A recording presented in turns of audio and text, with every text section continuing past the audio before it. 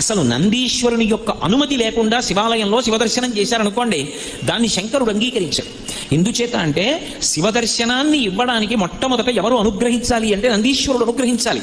ఎక్కడి నుంచి వచ్చింది నందికా శక్తి శివపరివారంలో అంటే శిలాదుడు అని ఒక మహర్షి, ఆయన మహానుభావుడు.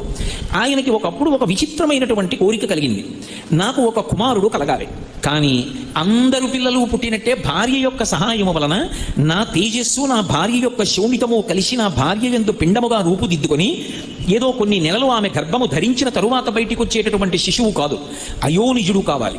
స్త్రీ గర్భము నుండి బయటికి రానివాడయ్యి ఉండాలి, అయోనిజుడు కావాలి. 2, ఆ పిల్లవాడికి మరణం ఉండకూడదు, ఇక పిల్లవాడు శరీరం అన్నది విడిచిపెట్టకూడదు. 3, వాడు పరమశివుడితో సమానమైనటువంటి స్థాయిని పొంది ఉండాలి అనుగ్రహంలో.